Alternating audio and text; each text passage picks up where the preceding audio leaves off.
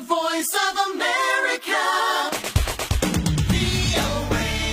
የኦሮሚያ ክልል በአዲስ አበባ ከተማ ላይ ያለውን ልዩ ጥቅም የሚያስጠብቅ በሚል በሚኒስትሮች ምክር ቤት ጽህፈት ቤት ለሕዝብ ተወካዮች ምክር ቤት የተመራው ረቂቅ አዋጅ ለሕዝቡ ጥያቄ መልስ የማይሰጥ እንዳውም የተጠቀሙበት ቋንቋና አገላለጽ ሕዝብን የሚያራርቅና የሚያቃርን ከፋፋይ ነው ሲሉ የኦሮሞ መብት ተሟጋች ድርጅቶች ተቃወሙት። ምክር ቤቱ ረቂቅ አዋጁ ለሕግና አስተዳደር እንዲሁም ለከተማ ጉዳዮች ቋሚ ኮሚቴ መመራቱንና ምክር ቤቱ ለእረፍት ሊዘጋ አንድ ሳምንት ብቻ የቀረው በመሆኑ ውይይት ሳይደረግበት በቀሪው ጊዜ እንዲጸድቅ እንደማይደረግ መግለጹ ይታወሳል። ለዝርዝሩ ጽዮን ግርማ።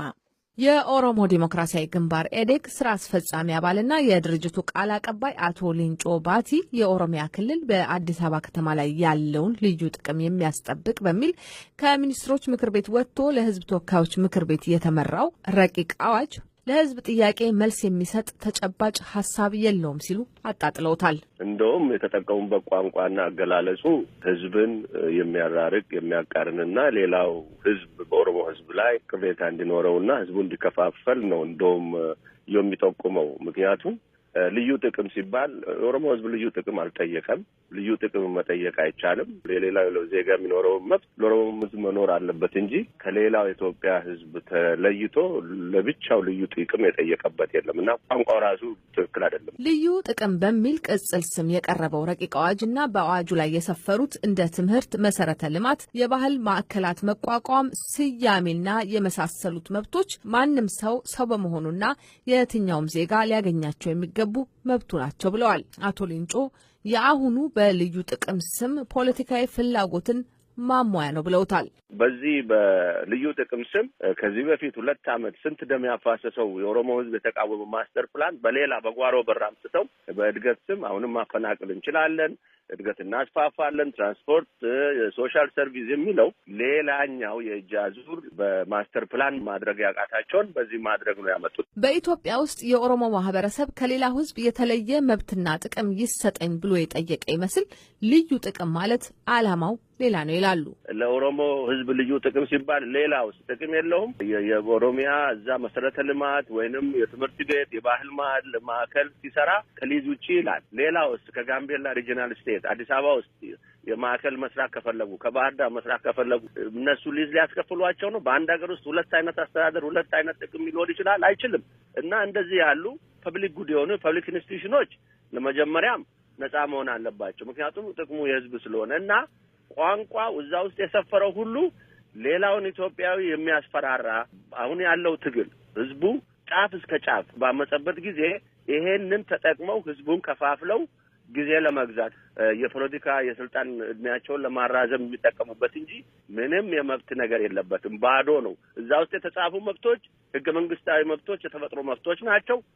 በአዋጅ የሚሰጡ አይደሉም። መጀመሪያውም የተፈጥሮ መብት ነው።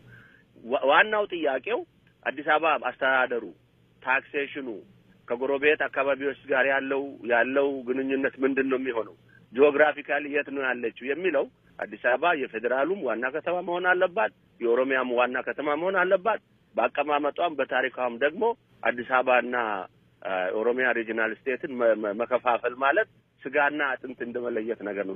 ሊለያይ የሚችል ነገር አይደለም። የኦሮሞ ነጻነት ግንባር በበኩሉ ረቂቅ አዋጁን ተቃውሞ መግለጫ አውጥቷል። የግንባሩን ቃል አቀባይ አቶ ቶሌራ አዳባን ማምሻውን ወደ አስመራ ደውዬ አግኝቻቸው ነበር። ድርጅታቸው በአጠቃላይ ረቂቅ አዋጁን እንደማይቀበለው ገልጸዋል። የኦሮሞን ሕዝብ ጥቅም በተመለከተ እንደዚህ ባሉ ወሳኝና አንገብጋቢ ጥያቄዎች ላይ ውክልና ያለው የሕዝብ ተወካይነት ያለው አካል ነው እንጂ መወሰን ያለበት በህዝብ ያልተመረጠና ህዝብ ያልወከለው መንግስትም ሆነ ቡድን ሊወስን አይችልም ከሚል አቋም ነው እኛ ተቋማችንን የምናሰማው። የህዝብ ተቃውሞዎች በሚበረክቱበት ጊዜ የህዝብ ጥያቄዎችን ለማቀዝቀዝና ለማፈን ጥገናዊ ለውጦችን ማድረግ ነው የተያዘው የሚሉት አቶ ቶሌራ መንግስት ስር ነቀል የሆነ ለውጥ ለማድረግ ፍላጎት የለውም ይላሉ።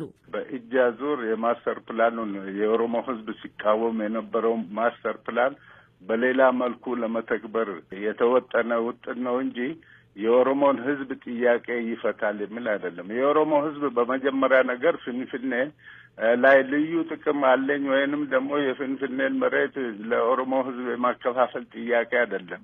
የባለቤትነት ጥያቄ ነው። ባለፈው ሳምንት በሚኒስትሮች ምክር ቤት ጸድቆ ለሕዝብ ተወካዮች ምክር ቤት የቀረበውና ለሁለት ኮሚቴዎች የተመራው ረቂቅ አዋጁ ውይይት እንደሚደረግበት መንግስት መግለጹ ይታወሳል። ለአሜሪካ ድምጽ ጽዮን ግርማ፣ ዋሽንግተን ዲሲ።